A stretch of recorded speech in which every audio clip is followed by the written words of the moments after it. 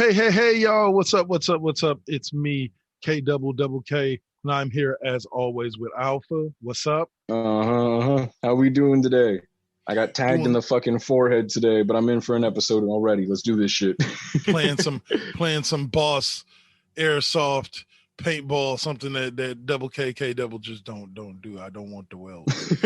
I'm good. Like it's a great sport. I love to watch, Yeah, but I'm good on playing. fuck the handful of pain. All right. Unless there's a don't shoot me rule. I can play then where I can shoot everybody else, but none of them can shoot me. Like I can definitely play like that. Right. It's called the Hogan rule. I'm going over, brother. That doesn't work for me. Hey, brother, I'm a real American. Right? I fight for the rights of every man. There it is. All right. Anyway, well, this episode, folks, we're going to put the men in tights up on the shelf for a week, and we are going to discuss some TV, some Marvel and the Winter Soldier, some pardon me, some M. Night Shyamalan, the man who destroyed the Avatar series, but kind of made up for it with the movies Unbreakable, Glass, and Split. We're going to be reviewing Unbreakable today, and then after the break, we're going to come back and probably talk a little. I'm going to give you my review on Coming to America 2. Just watch that on Amazon Prime. And at the end of the show, we'll talk a little CW verse. Fuck yeah, man. But yeah, and no, sorry, DC fans, if you tuned in to see us talk Snyder Cut, that'll be in 2 weeks. Count 1, 2 weeks. That'll be on the next comics episode, right? Yeah. We'll get to that because we want time to digest it and analyze it. Like it and just probably because came out. That episode will probably be all Snyder Cut, if I'm being quite honest, right? Yeah, a 3.5 hour movie. Yeah.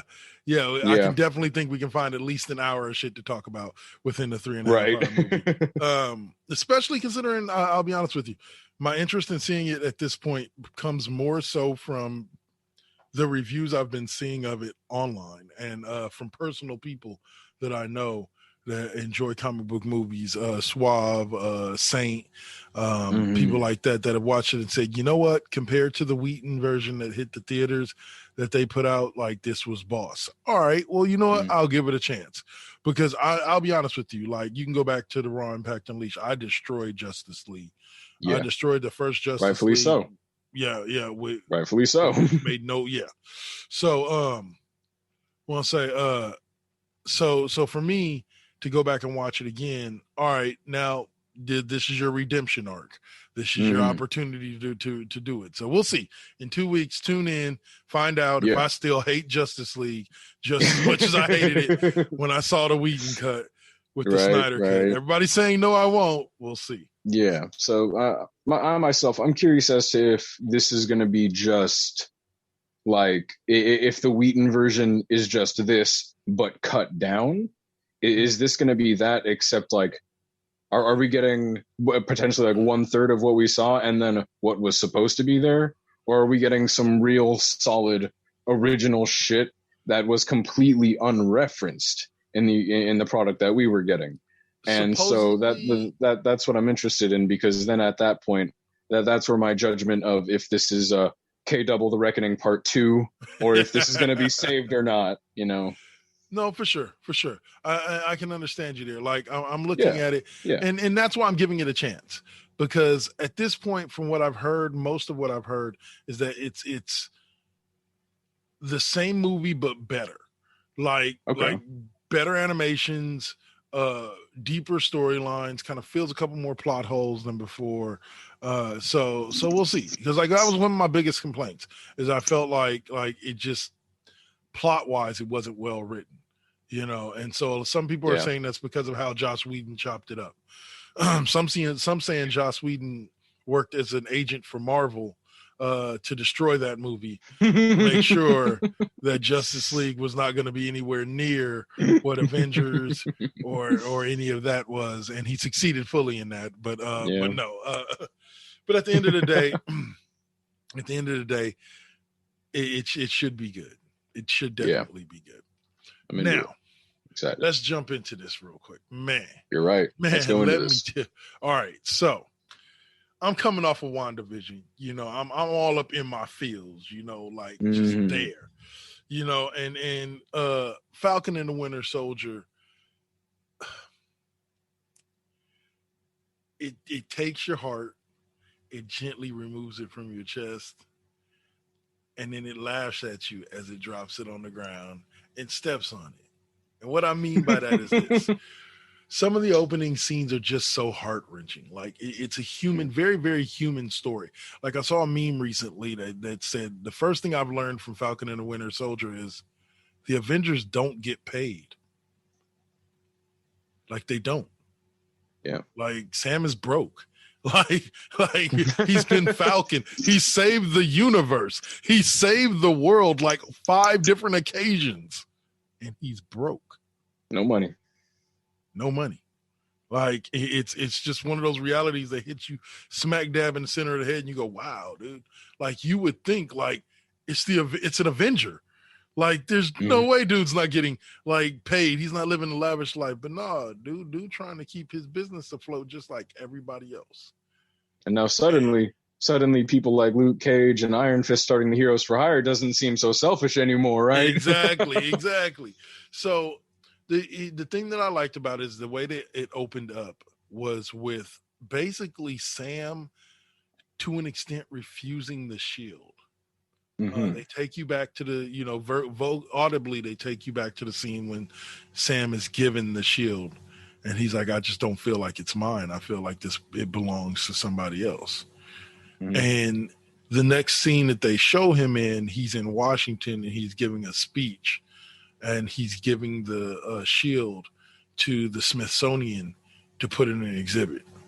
Because he just said he doesn't feel like there should ever be anybody other than Captain America to hold the shield.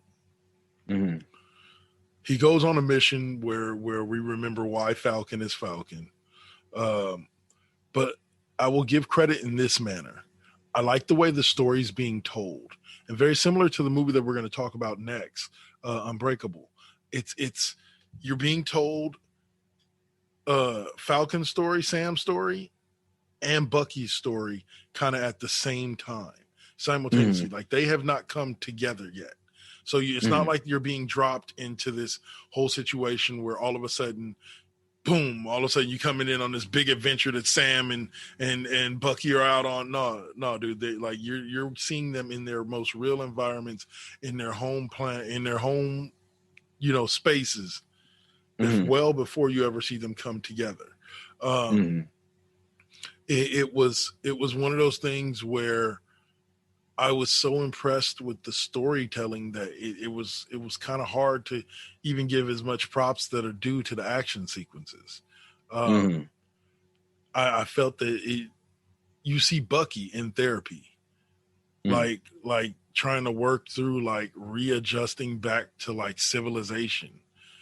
Like you just it's just little things like the same way for me that WandaVision humanized the character of Wanda Maximoff. I feel like that's what this is doing for both Falcon and the Winter Soldier, like and for Bucky and for Sam. It's humanizing them, and I think that it's going to make, once they do come together to become Falcon and the Winter Soldier, I think that it's going to be beautiful. But here's the funny thing. First of all, it's only 6 episodes, so this one's going to go by quick. Second of all, dude, there's this scene. There's this scene where Bucky goes, he takes remote control of this woman's car, like almost runs her off of the top of a parking lot. He pulls her back in, parks, right? She rolls down her window. The dude that's sitting in the passenger seat tries to attack him. He like takes the dude, breaks his arm, smacks him in the face, right? Looks over and it goes, now this is a part of my rehab. Like I have to make amends. My name is Bucky Barnes and I am no longer the Winter Soldier. And I was just like, what? No. Oh, that's so good. It was so amazing. So fucking good to see. and just hilarious that it just drove me to the top, dude, of just saying this is what this show is going to be about, these types of moments. And it made me sad when I found out, like I said, 6 episodes is all we're getting. But I have this weird feeling that over the next 3 hours of watching this show, because each episode seems to be about 45 minutes, I think we're going to have an amazing story told to us. And just to close before you give your thoughts, I told you at the beginning of the episode, Sam gives up the shield. Right. Well, at the end of the episode, they make this announcement that that fucking America needs somebody to protect it now. America needs a Captain America, and they present the new Captain America. Now, mind you, they have not told us who this dude is yet. He's holding the shield. He's basically wearing this black and dark blue version of Captain America's uniform. And that's the end. Like, that's you just see him and he's he's standing there, the new Captain America. And then all of a sudden it cuts to what I'll say. What are those damn thing called? Credits. Cuts to credits. So yeah, man. Yeah, so okay. It was something worth watching. Yeah. Okay, a good shit. I'm happy to hear that. And so I'm going to be completely honest. I haven't seen the episode quite yet, so I plan on catching up by the next time we come around, right? But what I can do is give a bunch of speculation as someone who has done nothing but read the fucking comics, all right? Okay. So let's start rolling. Fair enough. So let's start rolling. So as something that I do want to contribute to begin with, though, I have been recently watching most of the Marvel collection of movies with my girlfriend as of recent, right? Mm-hmm. And so I'm picking up on a lot more little things. You know, as you go through these movies, you pick up on something new each time. And in my watching of movies like Civil War, Infinity War, Endgame, and the things that have come before it, since the introduction of Bucky Barnes as a character, or more accurately, the reintroduction of him in The Winter Soldier, you'll notice, for one, Falcon and Bucky Barnes is a real stable character, both debuted in the Winter Soldier movie, if I'm not mistaken, right? I do believe so, yes. Yeah. Yes. And from that point on, there is not a very clear emphasis or an ultra prominent one, but a pretty consistent joke about the relationship between Bucky and Sam. And their dichotomy of Sam being very empathetic and super, not soft, but like sort of being the runt of the group and being the most gentle. Whereas you have Bucky, who is extremely confused about his powers, but arguably the most physically imposing, right? Right. And so there's this constant push between the two of them. And in movies like Civil War, you have probably one of my favorite scenes when they're fucking tied to the floor by Spider-Man, and Sam just looks over at Bucky and he's like, "I fucking hate you." And he just says, "I hate you," and that's the closing scene for that moment. Was just Sam looking at Bucky and saying, "I hate you," and all of that was just that little joke was enough to begin to set up things like this coming forward. Mm-hmm. And so I'm really digging that, and I really like. Note, Go ahead. Not to cut you off. I'll let you continue. No, go. But, dig in real quick. But on the same note, that there's a scene also, I believe it's in Winter Soldier as well, where they're on the run and they're dealing with Peggy Carter's niece, and she kisses Captain America, and they're sitting there, and I believe it's Bucky in the back seat, and Sam's in the front seat, and Bucky says to him like, "Hey, dude, can you push up your seat?" And he's like, "No." No, just no. Like, no. That's how much I don't like you. I don't give a shit that you're uncomfortable. No. Like, it's just, you're right. It's those little moments that lead us to where we're at. And I see something similar in the fact that, like I said, they're doing a good job. The showrunners of the first Daredevil did this very, very well. They kept Daredevil and Kingpin away from each other until like the final 3 episodes. You were told this story about these 2 different guys, and there was all these almost interactions until you finally had that. And I think it's going to be something similar. I don't think we're actually going to see them find each other until about maybe next episode, maybe episode 3. because I think there's a little bit more story to tell about them separately. But yeah, I just wanted to throw that in there about that other scene like that you were talking about. Yeah, please. You're right. No, that's incredibly important to my point here because that reinforces it. I dig that shit. Keep doing that. But keeping rolling with that. Now let's get into what I was going to go with next. Like I said, we talked about it when Jamel was here. Sam Wilson has been Falcon, yes. And in every restart of the Marvel Universe, he subsequently becomes Captain America every time, some way or another. Right. Very important on that terminology there. And so the sort of arc that he goes on when he becomes Captain America is kind of similar each time he does it. He becomes Captain America. They give him the new suit, the shield, and all the whole shit. And then he stops and he's like, what am I doing? I'm confused. I don't know how to handle this pressure, this power, or the weight of this shit. And he cracks under the pressure. Yeah. And so what it sounds like here is we're going for something in the opposite, where it's going to lead into him openly accepting the mantle of Captain America, rather than he takes the mantle and then finds his way with it. I think this is going to be him finding his way to it in a similar set of steps, much like how we talked about how WandaVision took the same end game that the comics had, but went about it in a different way that is both subverting to the hardcore and interesting to the casual. Right. 100%. Right. So rolling in with that now, not only that, but Captain America is also a mantle that has been handed down by a multitude of fucking people. Mm-hmm. So for one, obviously, we have Sam Wilson, right? So next, we'll go into the next obvious. Bucky has been Captain America multiple times as well. Multiple times. I said before, focus on the terminology of some way, shape, or form, because Sam Wilson usually becomes Captain America only after Bucky has first in the comics. Every single time either Cap dies or he can't be Captain America, guess who's next to be Captain America right away? Yep. Bucky. Every time. Much like how in the comics, every time Batman has been inoperable to be Batman, who has taken the mantle of Batman on a pretty consistent basis? Dick Grayson. It's kind of a given, right? Right. But thirdly, so there was someone who took the mantle of Captain America for a much shorter period of time and much less remembered fondly, is U.S. Agent, which is a really small-time character. Yes. But I do remember that he did take the official mantle of Captain America, even for a short time, and it is canon. Yeah. And so there are things like that to keep in mind. And as my final thought of speculation about this show, there is a character in the Marvelverse called the Red Guardian.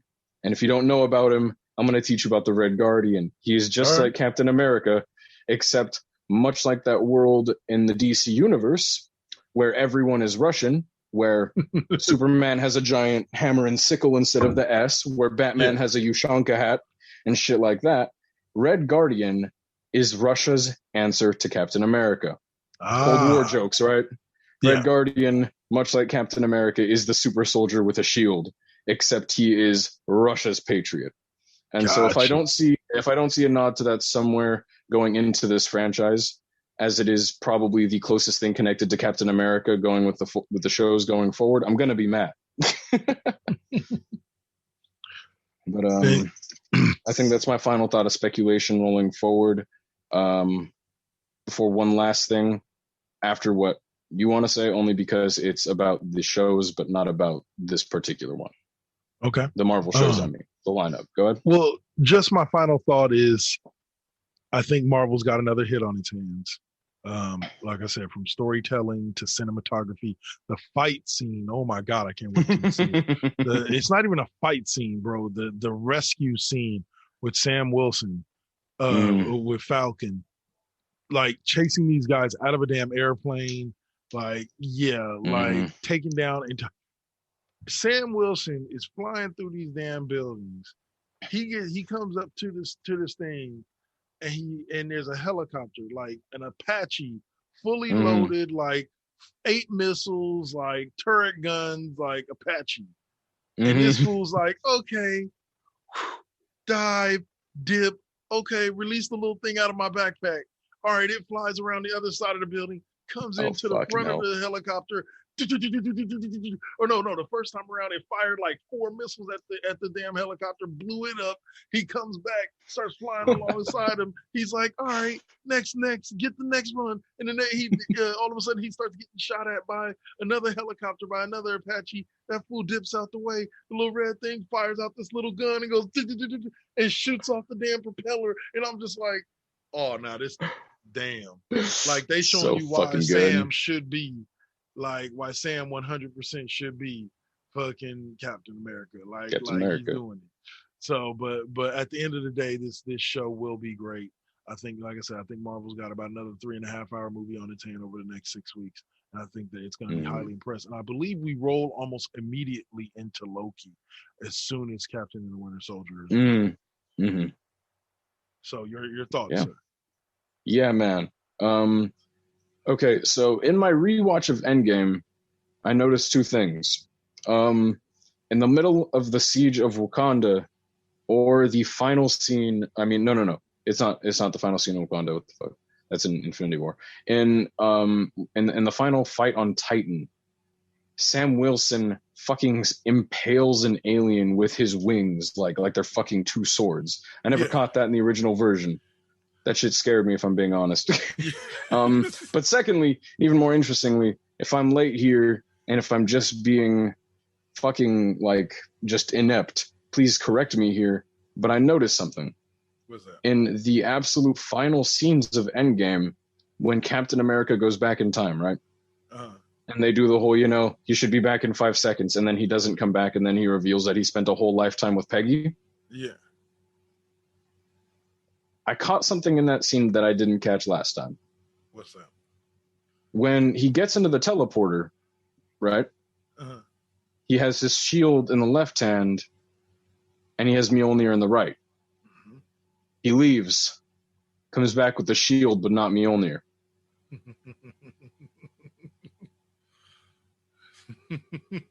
So, yeah, where'd it go? No. See, it's not where did it go. It's more or less, I can already see it. If we're going with that, he's going to fucking go back in time and give it to Jane Foster. You think that's how they're going to explain it in Love and Thunder? Because remember what I said before.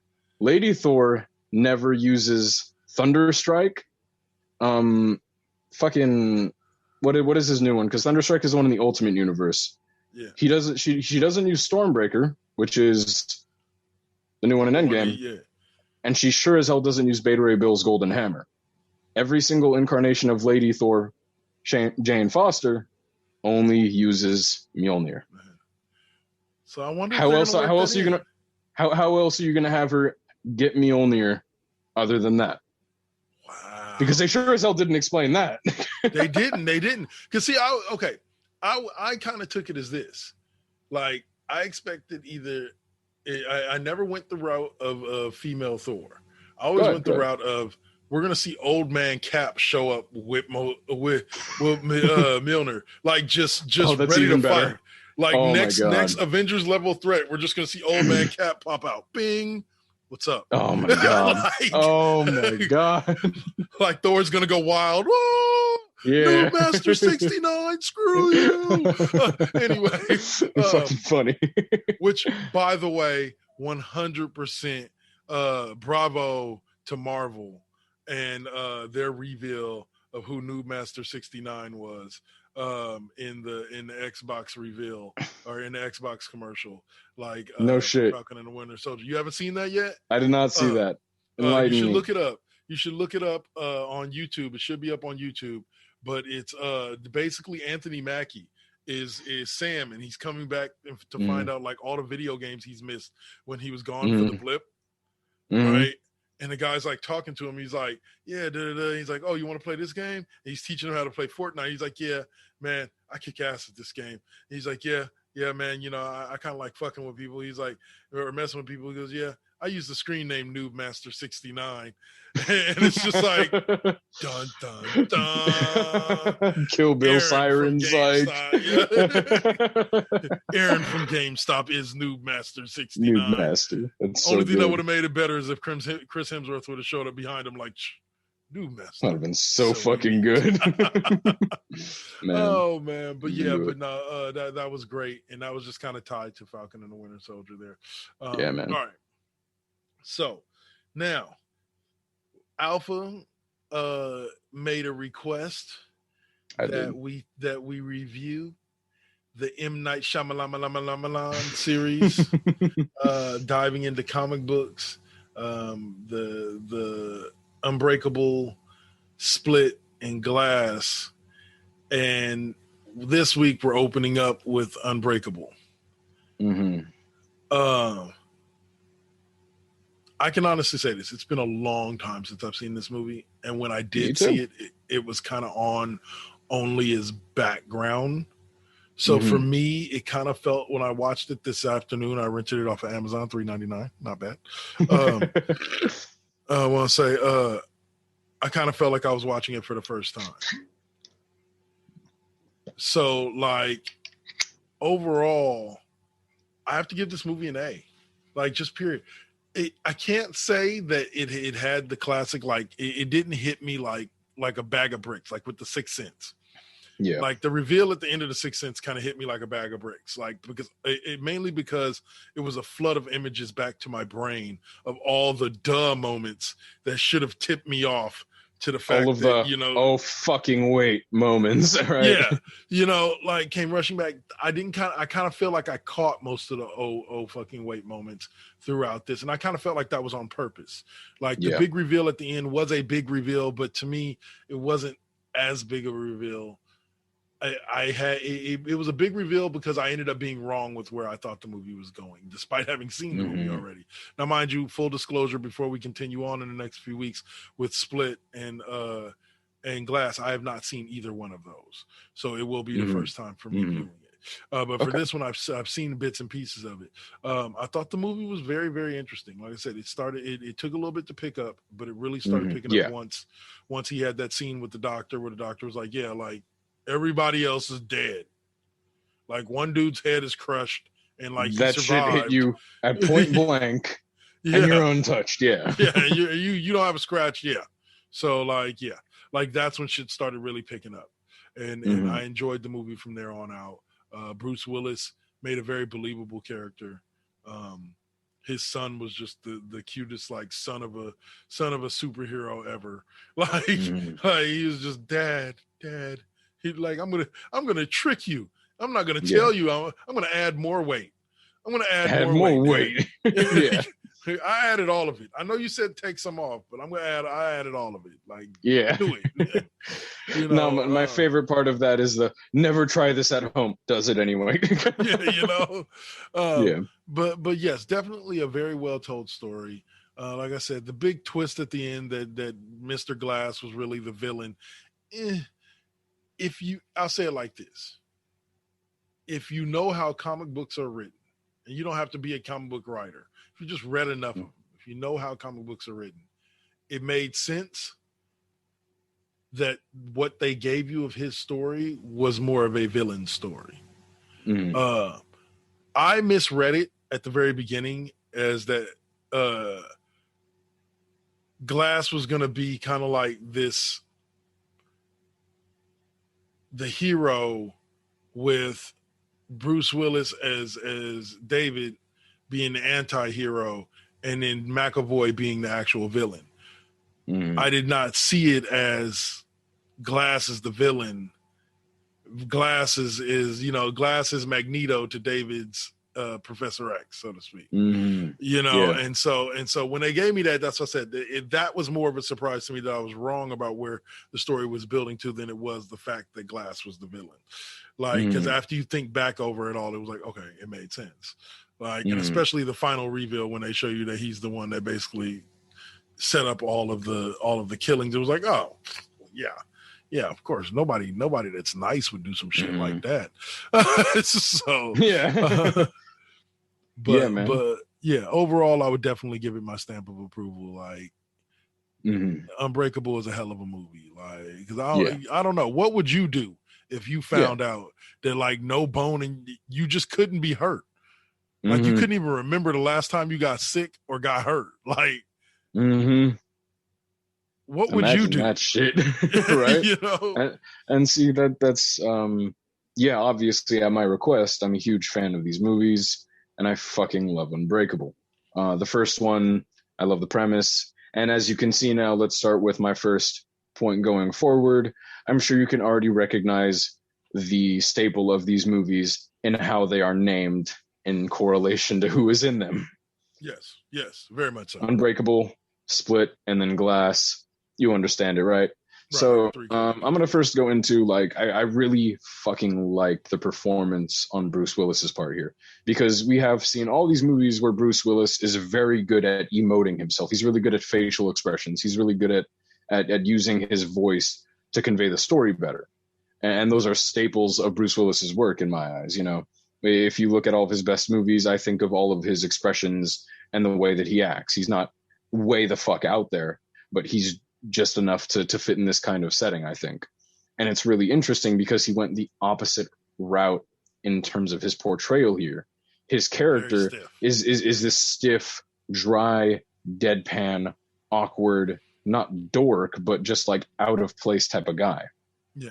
And I voiced it before. I love the archetype of a character who is amazing at combat and X, Y, and Z, but socially they don't know what the fuck they're doing. And he is that, right? and he is that.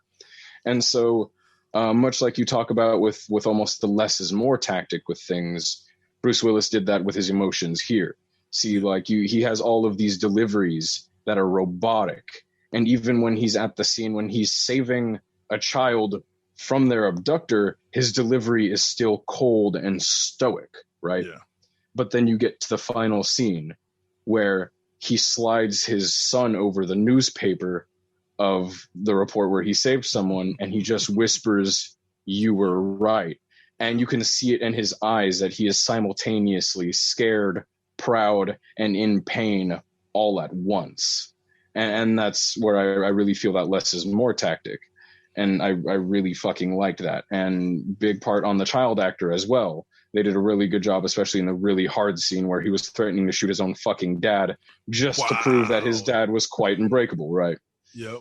And so rolling into my next point here, you talked about how you predicted this and how this was going to work, and it wasn't too much of a big shock because you're a comics fan, right? Yeah. And so I do kind of like that, even though it does lead to the point where it's like it's kind of predictable for someone like me or you or Jamel, right? Right. But then for a casual audience, you can't really spin that. You know, for someone who really isn't deep into comics, this was probably way more shocking and way less predictable, right? And so it creates M. Night Shyamalan movie. Yeah, and so as someone who has studied movies and not cinematography, but the way that movies are made and the way that storytelling is structured, right, it for me creates this sense of irony almost, where the hardcore fans know knowledge that the casual fans will not. And it's not like we're not telling them, it's just, oh wait, I know this is how this is going to go. Well, I can use and real quick, and that was meant to happen because it twists. The twist comes, and how does Mr. Glass word it? You should have predicted this. Yeah. The villain is always the one with the opposite powers. Yeah. But go ahead. Go on. Well, no. I have one more thing with that, but yeah, you go break in. Well, no. When you spoke about cinematography, there was one thing that came to mind when I first started watching the first few scenes of the movie, is the way the scene with him on the train is shot is very, very unique, because to an extent the scene was shot from the viewpoint of the kid that was sitting in the seat in front of him, because the kid kept going back and forth between who was talking. It's quite literally from his it's his POV, right? Right. And so because of that, for me, it made it a very unique experience in viewing it, and also gave you a very detached feeling when it came to Bruce Willis. Like you felt, by the end of the movie, you felt invested in this man as a character, but instead of immediately dropping you into being invested in him, they gave you this detached view of him leading up to the accident itself. They don't even, to be honest with you, like, I find that very unique that they didn't even show you the crash. They just show you him put his head up against the thing, and then next thing you know, the kid's watching the crash on the TV. Well, All of most big those movies little, would went for the big crash, right? The big right, scene. and all of those little scenes, little things. Like I've always said this. Like I've always felt like the scene with Gamora, and I believe it was Infinity War with Baby Gamora. Yeah, where they kind of show how her and Thanos met. I felt that was a very to not overuse a word, but a very humanizing scene for Thanos. Yeah, I felt very similar with the scene when Glass falls down the stairs. That was despite him ending up being the villain, that was a very humanizing moment. Because you see his fear when he approaches the stairs, but he sees a bigger goal at hand in trying to figure out if Bruce Willis was right about his prediction about the dude in the coat on having a gun and so on and so forth. And ultimately ends up damn near fracturing his entire body,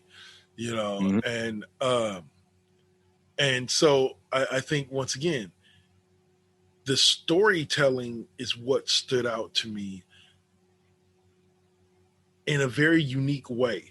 I would align this as a comic book movie more along the lines with, say, Joker than with anything Marvel has put out. As far as the Avengers and Iron Man and so really on. Quick to break into that really quick. Yeah. I was actually going to use the same exact words that I used for Joker. When we talked about Joker, you might remember vividly, I spoke a very, very particular phrase that I'm going to use again here. These movies, much like the Joker, are based in reality. They're based in this reality-driven setting and this question of what if they were placed in the daily real struggle, the boring fucking grind of everyday life. What if superheroes were plopped into that? And this is that. And you see Glass, like, you're a protector.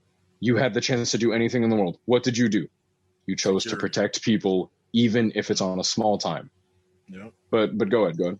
No. I was just agreeing. I was emphasizing your point. Like, his speech to him about why he chose security, why he chose to be a security guard over everything else. Anything else he could have done. He had degrees. He's a smart man, like not a dumb man at all. He could have chose to continue to pursue his football career, but instead he chose to settle down and create a family and be a security guard and do his thing that way. And you're right. Like, there were a lot of, I would say if you weren't a big comic book reader, this is a great movie to break you into kind of the theology of how comic books are written. To an extent. Now, mind you, this isn't an A to Z course that you can take and to go write yourself a comic book. But a lot of Glass's dialogue is a lot about explaining the theology behind comic books and how people create certain villains and certain. And I have this feeling that this entire 3-movie set is going to kind of be a testament to more so to comic book theology than to any in particular comic book itself. Yeah, which is not specifically pertaining to anything, but really heading the classic mold of what we look for in a superhero story, is what I would say. Yeah, I would say it's a little bit more toned down version of Watchmen. Like Watchmen was that same type of like dialed up to fucking 13. Right, it was more of an like analytical, like comic books looking at themselves in the mirror type, type story written. But like you said, it was just amped up. You had those over the top heroes like the Comedian and Hawkman, and you had all the Manhattan characters and all that shit. Right. Whereas Unbreakable, you have Bruce Willis, who doesn't even have a superhero name. Right. He's just David Dunn. Exactly.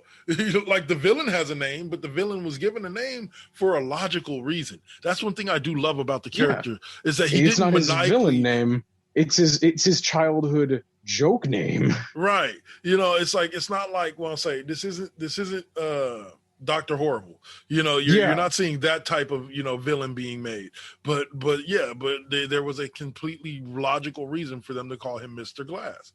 For sake. The kid was born with broken arms and legs from his mom.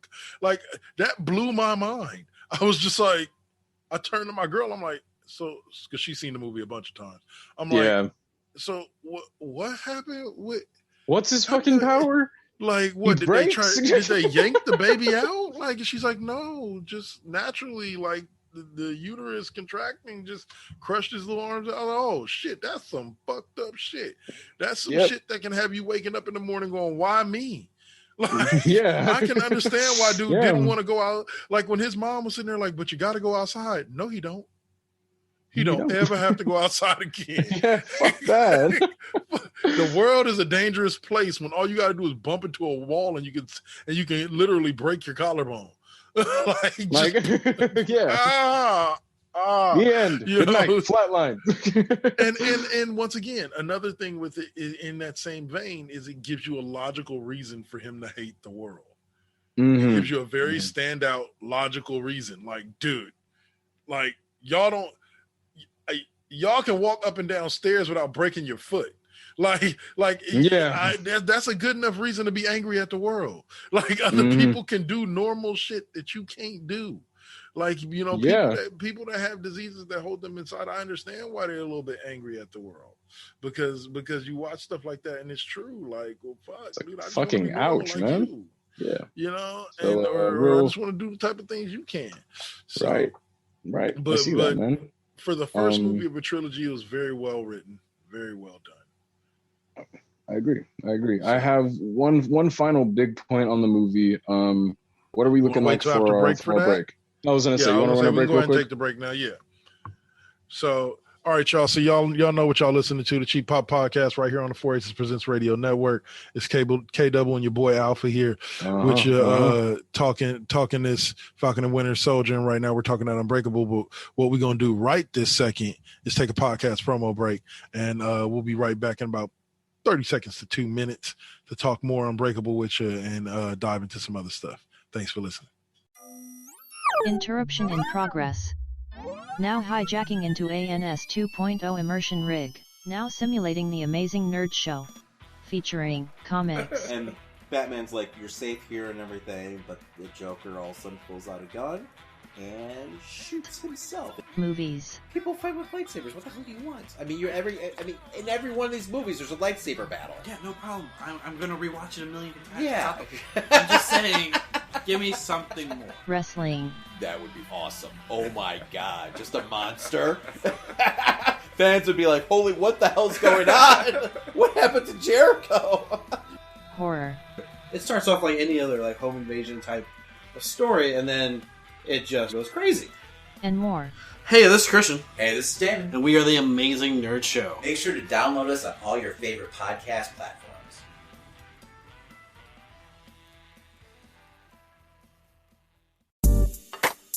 Hello, Radio World. This is K-Double here to let you know about KD5P. K-Double's fifth period music class, a bi-weekly music show here on the 4 Aces Presents Radio Network, where every other Friday night at 8, I take you on a musical journey through the careers of some of your favorite musical artists. So check me out on Spreaker.com/4 Aces Presents Radio or on iHeartRadio every other Friday at 8 p.m. on Revolving Door episodes. Peace. KD5P. Hey guys, this is Venice, and I've got a message from a friend of mine about my favorite podcast. It's your boy, Flavor Flav in full effect. Check this out, everybody. I want y'all to go check out TJ. What's good, everybody? TJ Johnson here for Voice from the Underground. I am the most handsome. Big Hass. And I'm smoking my cigar, of course. You know what I'm saying? The Dutch. You pick me up in an Uber and a PT Cruiser, I'm calling Lyft. Cause they be fighting the power, talking about social issues, politics, you know what I'm saying? And we're not even that good. Right, we're terrible. Tangents all over the place. And not only that, but they be keeping it fun with the sports, music, comics, and movies too. Am I allowed to talk? I think, no, not right now. Shut up, colonizer! You know what I'm saying? He on Twitter at VFU Podcast. So you can find them. So check 1, 2. This is Flavor Flav. Yeah, boy. Okay, what Flav was trying to say is, check out Voice from the Underground on your favorite podcast network. Voice from the underground. And we're back. I hope y'all enjoyed that break there. Listening, yes, sir. checking out the 4 Aces roster for you YouTube folks, and for listening to them, the podcast and Ghost of the Stratosphere and them other boys out there for the audio listeners here. But thank you for joining us. So getting into your final point about Unbreakable. There we go. So my final point with Unbreakable here is that much with a mix of what I talked about earlier, where we have this almost sense of irony between the hardcore and the casual crowd watching this movie, where the hardcore might have an understanding of some knowledge that the casual does not. Right. There's also this tactic with the movie that is taken much like what was used with Thanos. You build up your villain not as an anti-villain, but a sympathetic villain. Yeah. And that is a relatable villain, a character that has some amount of loss, some amount of humility, or some sense of relatability. Yeah. And so whereas you have Thanos, who is fatherly to Gamora, and they even confirm it, that, the closest thing that Thanos has ever felt to true pain was when he lost Gamora. Yeah. Because that's, even if it was a twisted, abusive love, Mantis confirmed that it was still love. And it creates this sense of sympathy with Thanos. And as you see, the destruction of his planet and many other things, you have a lot of reasons to sympathize with Thanos. Maybe not empathize, but you can sympathize and feel sorry for him. Right. Mr. Glass is much taken the same way, with also a mix of the fact that Sam Jackson is Sam fucking Jackson. It's also and that's not even a joke, because at the end of the day, it's like you see Mr. Glass played by Sam Jackson, and suddenly you like Mr. Glass just a little bit more, right? Maybe a lot, but at least you like Mr. Glass just a little bit more, because if he wasn't played by someone other than Sam Jackson, it might be slightly different, because everybody fucking loves Sam Jackson. And this has an endgame, I promise. Listen to me here. And so you get down to the end where you've built Mr. Glass up as a sympathetic character, as someone you can relate to, because we've all been pushed around in our lives at some point. We've all been the black sheep kid. We've all been the ugly duckling at some point. And so you see Mr. Glass treated that way, whereas what do you see with David Dunn? You see the football star, the badass, the guy who willingly gave up that spotlight. And then you have Mr. Glass, who is, no, I don't want to go outside. Why? Nope. Not because his powers are too strong or people have an understanding of that when he has a football career, because he's sad of he's afraid of breaking in half when he goes outside, right? Mm-hmm. And so this all comes down to where we have this twist, and hardcore fans have all of these reasons to believe that Mr. Glass is most definitely going to be the villain. He's going to be the twist, right? But you don't want him to be. Right. And neither does David. Yeah. When it happens, David's instinct isn't, I'm going to kick your ass for what you did, or I need to fucking kill you, or this or that. It is pure, unadulterated sadness. Mm-hmm. He's destroyed, and he just walks out emotionally fucked, and he just calls the cops, and the cops apprehend him. He doesn't even do it himself. Yep. It creates this idea that he has every reason for him to be the villain, and he's Sam Jackson. You don't want him to be the villain, you don't want him to be the villain, but that's how this story goes. He's the opposite, and he was always going to be the villain, and that's exactly what Mr. Glass says at the end. I think a very that's the story there. Sorry, go ahead. A very telling scene of the intensity and the duality of Mr. Glass is when he's talking to the dude. Pretty much the very first scene we see him as an adult, and he's talking to the gentleman at the art gallery, and he's talking to the gentleman about the particular thing that was the drawing for the cover of the first comic book his mom gave him. And he's talking to the guy, and then at the end of it, the guy's like, yeah, my son's going to love this. And he's like, how old is your son? He's like, 4. He's like, do you see Teletubbies up in here? You see? No, this is not for children. Like, no. He's like, you in here buying art for a toddler? No, get out of here. And I was just like, wow, dude, like, dude takes his comic book seriously. Like, yeah. but at the end of the day, you're right. Like, they made Glass a very sympathetic victim and somebody that anybody could relate to. Whereas Dunn was a little bit harder to relate to because you have this man his wife comes to his door, knocks on his door, and is basically begging him to be back together with her. Like most of us dudes know, like, that's not the way that shit goes down. It's like, not. That's just not the way this shit goes down. So like, but at the end of the day, he focuses on being a good father, and that's his key thing to life, is he wants to be somebody that his son can be proud of. Like, in that whole story arc, I enjoyed throughout the movie, you know, and the story arc kind of coming to fruition with him, like you said, showing his son the article in the newspaper and kind of being like, you were right, yeah, you were right, kid, you know, and so, but I got to give it to him. One of the most intense scenes I've seen since watching American History X was the scene when his son came out with that gun and was ready to pop a cap in Pop's ass just to prove to him that he was a superhero.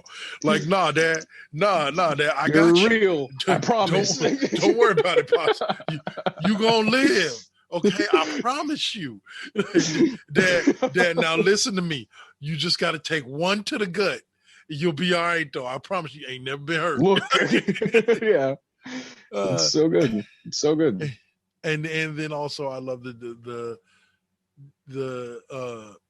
finale or the resolution to that scene of him being like, "I'm your dad. Put that down now." You know, and that kind of being the end of subject. Like, look, I don't care what's going on in your head right now, kid. You're not gonna shoot me. Cut the gun the down. shit. Exactly. Yeah. So, like, no, you've talked about it before. You can literally see him transition from, "Okay, son, please put the gun down," to, "I'm going to use my dad voice. Put the fucking gun down." Now, don't get me wrong. In a black household, that little boy would have had the shit beat out of him after that. even if Dad was unbreakable, that little boy's ass would not be. Okay, you pulled a gun on your father. Go get the switch and don't get a small one, or else it's gonna be bad. If you're gonna shoot me, you better do it in one shot. Because if you don't kill me, I'm coming back. I'm gonna beat your ass. Oh man! But at the end of the day, the once again, movie's well written, very good storytelling. Loved everything about it. M. Night Shyamalan, you kind of redeemed yourself with me with this movie after how you destroyed Avatar: The Last Airbender series, and I mean destroyed it. Don't stay away from it. You touch it again. Speaking of, have you heard about Avatar Studios? I have not. What's going on? Yeah, it's evidently a division of Nickelodeon. Oh wait, yeah, I completely sorry that messed with me. Yeah, they're their own studios now. It's its own, not IP, but it's its own team working on the subject matter, if I'm not mistaken, right? Yes. So let's hope to see good things come from them. Let's hopefully maybe they can work their way into having a hand on this live action version that's supposed to be coming to Netflix. Let's hope. Please, let's hope this is the best timeline. Yeah. Let's hope this is the good timeline. So, but at the end of the day, I think that we got a winner. I can't wait to watch Split next week, because I've actually heard McAvoy deserved a damn Oscar for his role in Split. So can't wait to watch that movie. But we'll wrap. Performance. I'm real excited. We'll wrap that up for right now. Okay. Definitely give it our Cheap Pop podcast stamp of approval. Watch Unbreakable. If you have a chance, all day, watch it. If you haven't seen it, be ready. Be ready for ensuing reviews of the series as we continue with the comic sides of our show here. Yep. All right. So the next movie is kind of a just personal review. I don't know if Alpha's had a chance to see it yet or not. I have not. So I'm interested to hear your take on this before I get my hands on it. I watched this week, or actually just today, like a few hours ago, after watching Unbreakable, I watched Coming to America 2. Real fast. Do you know when this one came out? Like what year? What, Coming to America or Unbreakable? 2. Coming to America 2 came out this year. Came out like March 5th. Yeah, beginning of this month. I was not privy to that. Please, it's only on Prime. Completely, and then that makes sense. Then it's only that makes on a lot of sense. Okay, well, I just got a hold of Prime, so I'll watch that soon. Then I'm sorry, I'll let you continue. It is a free movie on Prime too. It's one that comes with the Prime membership. Okay, all right. So here you go. Here you go. So basically, the movie opens up. We're brought back to Zamunda. Where now he's still, for some odd reason, 30 years later, he's still Prince Jaffe. And he's married to Princess King somehow, right? Yeah. Well, that does happen before the movie's over, but but yeah. So like, he's still married to Lisa. For some odd reason, the girl that he left in the room hopping and barking like a dog is still there. Why? I don't know. Like, he didn't marry her, but she's still a part of the Zamunda family. Like, I don't know if I consider that a plot hole or not. Yeah. I don't know if it's a plot hole or not. He now has, well, actually, she does tie in the villain of the movie, which is Wesley Snipes. He's supposed to play, he plays the king of another nation. And bro, every scene that Wesley Snipes is in is one of the best scenes in the movie. Like, just for real. Wesley Snipes is so fucking hilarious in this movie, man. Like, and oh god, I can't remember the dude. Okay, you've seen Wildin' Out, right? Yeah. Masterson or Blackson, the black dude, the African dude. I'm Blackson, blanking, dude. It's something Blackson. I know his name. Is it? He's in Coming to America, and he introduces Eddie McMahon. They'll have you on the floor, but they bring back the great. They bring back all the great characters. They bring back Arsenio Hall as Eddie Murphy's sidekick. They bring back James Earl Jones as the king. Oh my god, yes. Yes. They bring back the same actress that played Lisa, the girl, his love interest in the first movie, is his wife in this movie. They introduced 3 new characters and his daughters. And so basically what it is that James Earl Jones dies. Hakeem's supposed to be taking over as the king of Zamunda, but here comes Wesley Snipes threatening war with Zamunda if he doesn't have like either one of his daughters marry Wesley Snipes' son, or if he had a son, like he only has 3 daughters, he can have him marry his daughter, who I think is like Rihanna or somebody like that, right? Oh, okay. And so he finds out through his father right before he dies that he does have a son. He has a bastard son in America. And come to find out, right, that the sequence in the original Coming to America where they're out every night partying looking for his one true love before they meet the girl, before they meet Lisa at McDowell's. Supposedly during that sequence, Arsenio Hall introduces Eddie Murphy to Leslie Jones, and Leslie Jones my fucking god has a one-night stand with him, and has a son. God, damn it! Yeah, and so he goes to America. He brings them back, and it's all about this guy's transformation and all this. But there's this scene where the son is performing. If you've ever heard it before, Prince's song "Get Off." With Wesley Snipes' daughter, and it's A+ scene to watch. That's so fucking good. But overall, I enjoyed it. Like, some of my favorite scenes came in Prince Jaffe, or not King Jaffe, Hakeem's father, or James Earl Jones' character in the movie, when he dies. It's so damn funny because he's like, well, I'm dying, so let's go ahead and do my funeral now and get this shit over with, right? And so like Morgan Freeman's like narrating his funeral, talking about like after he died, people didn't do anything anymore. Like people stopped fucking, people stopped like it's just great, dude. Right. And then in the tail end of the scene, he calls Eddie Murphy over and he's like, okay, son, now it's time for me to die. I want you to take over the kingdom. And he's like, what? Yeah, yeah, right, Dad. And he's like, and like dies right there. And Eddie Murphy's like, you're very funny. Yeah. And so, but it's like, it's just one of those classic scenes. It had so the good. classic Eddie Murphy comedy. The music was off the hook. Like they did this whole bit when they were doing King Joffrey's funeral, where they did In Vogue and In Vogue and Salt and Pepper, but they were performing What a King instead of What a Man. That's so fucking good. That's so fucking good. They had Gladys Knight singing on a midnight train. Damn it, I'm trying to remember the name of the. It's not Wakanda.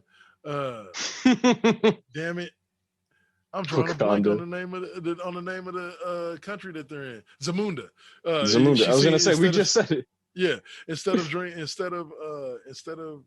singing Midnight Train to Georgia, she sings Midnight Train to Zamunda. Yeah. So like, yeah, but it's got a bunch of other great things like that. And they bring back Sexual Chocolate at the end. Sexual Chocolate. Everybody. It's too good. Yeah, but so overall, I definitely give the movie A. Maddie, I should have her review it on camera just to play it on the show because it's hilarious. She thinks it was a good movie, but she doesn't think it was as funny as the first one, which bless her little heart. I love her. Like, and she's right. I'm curious. Like, it's I'm curious to hear her. I'm curious. I know she's got some strong opinions. Yeah. Her mother had her watch both movies back to back.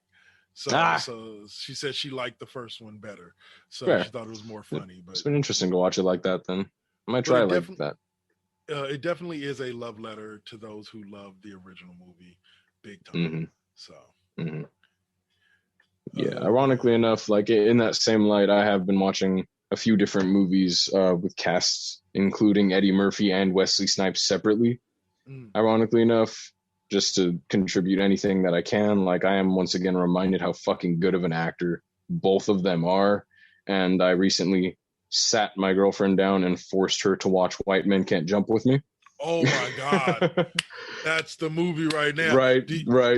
You can listen to Jimmy, but you can't hear Jimmy. There it is. Like, literally thinking about that. You can listen to him, but you can't hear him. Oh man, so good. Yeah. That movie made me fall in love with Woody Harrelson. That was my first man crush right there. Yeah. Woody Harrelson, man. And Rosie Perez too. I love her in that movie. She's so awesome. If you can go on to Facebook and look for White Kids Can't Jump. And it's like they redo the scene from the park, except the Wesley Snipes is like a dude that's like 9-10 years old, and then Woody Harrelson is too, but yet they're out here like schooling these grown ass men like do. So like it's just something funny to check out in the vein of White Men Can't Jump. But yeah, that's a great movie. Like, it's definitely a great movie to watch. Yeah, man. But in my watching of that movie, I was reminded, like, fucking God, Wesley Snipes in his prime was a god hand of a fucking actor, and need to go back and watch more of his shit, and Woody too. I don't know if you've ever watched New Jack City, but if you haven't, you're at an age where I think you would really appreciate it. New Jack City is one of those gritty fucking hood, like it will blow your mind. Like, wow, dude. Like, if I'll say it like this, if you liked what American History X, and not because of subject matter, there's not a lot of similar subject matter between the two, but if you like the way that American like the History approach X, and the presentation, then you'll like New Jack City. So, I'm into that. I'll come back to you on that. I'll come back to you when I check that shit out. I'm into it. Really want to see Wesley's range as an actor. Check out New Jack City, and what's funny is that you'll see, like, wow, like you said, this dude can really act. Like, he can act his ass off. Yeah. It makes sense why he's consistently worked in Hollywood for like over 2 decades. Well, actually, hold up, almost 3 decades, minus a full decade where he had to disappear because he didn't pay his taxes. Tax evasion moment. Fucking didn't come back until Expendables, but it's all good, Wesley. We love you anyway, and keep on doing you, man. Hell of an actor. Blade. All right, so before we close this out, let me give a quick rundown for y'all who haven't been watching. Flash. If you haven't seen the first 3 episodes of this season of Flash, you must tune in. So far, Barry has lost his speed twice and gotten it back twice. They've created an artificial speed force, and yeah. And yeah, they've already stopped one like world-threatening villain, and we're only 3 episodes in. So like, the Flash, yeah, the Flash has gotten really, really good. The same thing with Batwoman. This season of Batwoman, ironically, like it surrounded a lot around the more emotional side of building this character. And to me, it kind of felt like a revamp of season 1, even though season 2 is not over yet. It kind of felt like a revamp of season 1 because we were getting to know the main character again, you know. And so while we're seeing all these other characters around her fully develop, you know, she's like in her fledgling stages of developing, and it feels like she's to an extent being rushed. But we'll see how they play out season 1. So far, so good. So far, so good. Black Lightning has been a revelation. I love that show. I'm so sad to see it go. But here's what I've gotten out of the first like 5 or 6 episodes of Black Lightning. The CW are some cold-hearted motherfuckers. They are straight up cold-hearted. The actress, I can't think of her name, who plays Jen Lightning, the youngest daughter on Black Lightning, had announced prior to this season that she was going to be leaving this show. And I was like, well, wow, like, I wonder if they're going to send her off, like, if they're just going to kill her off and, like, send her off and all this shit. And I think I talked to you guys about this last week where they were bringing back her body parts, where they were bringing back all her shit, and they did a quick nod to The Flash. They did what I call a no-view cameo. Okay, and what I mean by that is this. The Flash basically... So basically, they kill off the original Jen. She flies up into the ionosphere and explodes, right? So Black Lightning has to fly up into the ionosphere and go collect all of the particles that are still left of her and bring them down to put them into this machine so that they can metastasize and stitch the shit back together, right? Right. And so they do it, but here's the nod to the Flash is that they're like, we need this one device.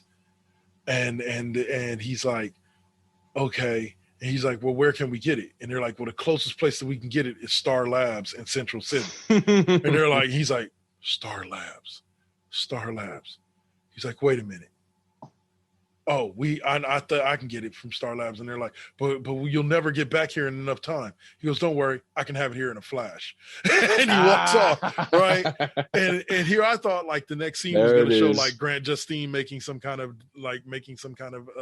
appearance and like dropping off the device to him and like, here, if you ever need my help. But no, they just came back and all of a sudden they had the device. And so I was like, oh, so it was a non-view cameo. Like they let you know who was about to show up, but they didn't yet.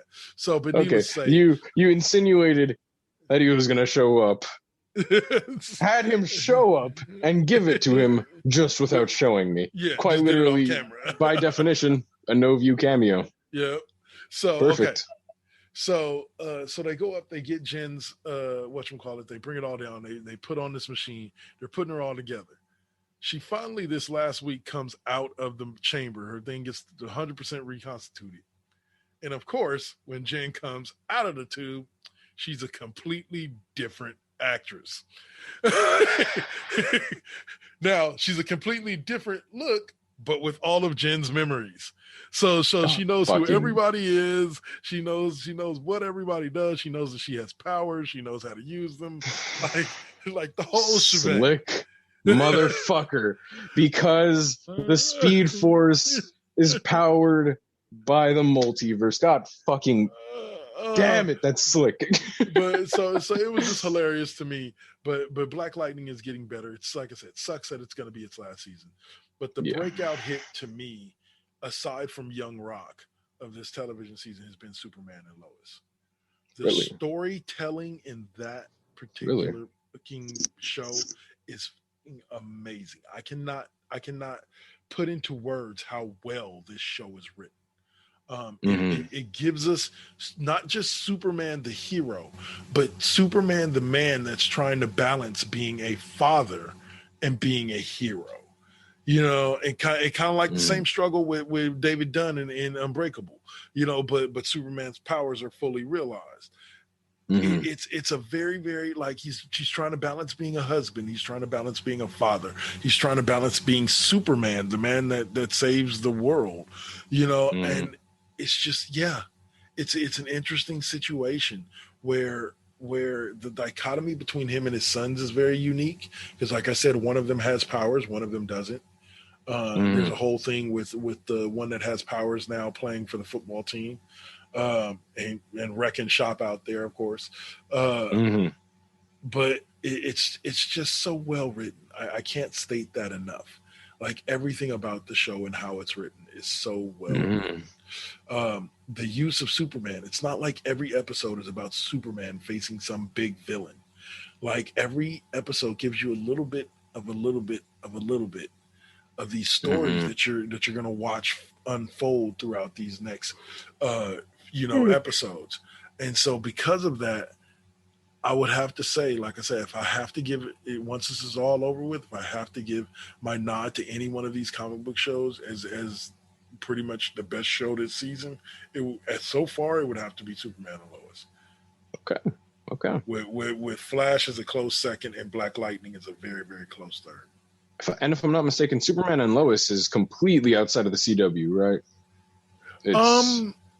I want to say but remember, they canonized a lot of shit. they canonized a lot of shit, and remember, the Crisis on Infinite Earths brought everybody to the same Earth. Okay. So they're in Smallville, but they're in Smallville on Earth Prime. Earth. Okay. Yeah. I do like that focus. I do like the approach of giving Superman stories in a much more much less of a bigger picture and a little bit more specific onto the different stories that Superman can run. And I've talked about it before, but Superman is not meant to be a relatable character. It's a story of a god living amongst men. And the best thing that you can do with that is focus on his relationships with the humans then. Right. And so that's I think that's the angle running with the show between him and his family, him and Lois, and his approach as Clark Kent, the human being, because he was also raised as Clark Kent. Right. Amen. Yeah. And it leaves nothing to be desired. Like every angle that you could possibly want taken, it's taken. And like I said, I can't wait to see how they blend all of this into one big universe, because we still have Stargirl coming up soon. We still have Supergirl's final season coming up soon, or at least the final season with Melissa Benoist. I don't think it's going to go on after that. We'll say we have Black Lightning is going to be replaced with a if you've ever seen the first season, the character that they called not Cyanide, Khalil's character.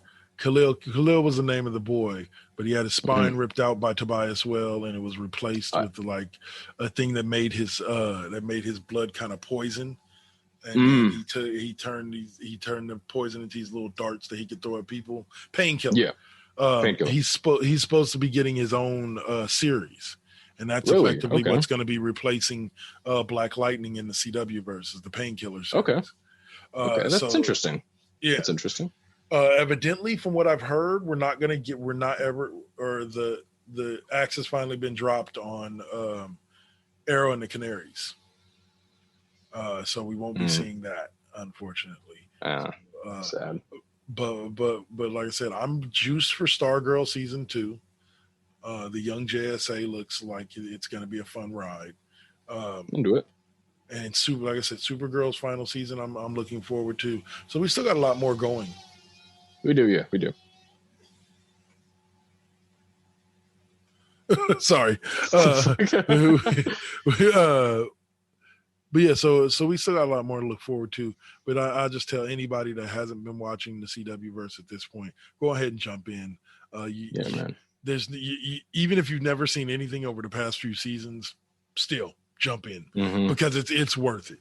The stories that are being told are great. I've always said that DC has an edge on the small screen, whereas Marvel has the edge on the big screen. And true. DC is continuing to push that mantle forward, even though Marvel's trying to close the gap with these WandaVision and Falcon and the Winter Soldier and Loki. They're trying to close that gap, but the CW verse is still very well fleshed out and very true. And the writers and the people that write for Burton Elliott, I think, is the guy that produces most of the shows. The people that write for him are very good writers, and they understand comics and they understand how to tell stories. So I don't see any lack of success for the CW verse coming at any point. Yeah. CW writes itself as one interweaving, very connected, very deep web of not just the shows and its own singular IPs, but all of the characters that move in between them. You know what I mean? I agree with that. All right, guys. Did you have anything else you want to talk about? Nope. I was just about to say that should be coming up on our wrap up, right? Yeah. So I got one last question for you. All right, here's it goes. With WWE Fastlane being today, actually going right now, even though we're recording this on Saturday, as you're watching this or hearing this, it'll be going right now. Yeah. Where are you going to be watching it? I'm going to be watching it on Peacock. But where are you going to be watching it? On the network? On Peacock? I think my final pay-per-view with the network is going to be this one, just for old time's sake, just as one last kiss goodbye before we walk into our ungodly fucking just this 4-day spiel of content that we're going to rip into. So this is my final kiss goodbye to the network before I give my heart and money to Peacock for a few months.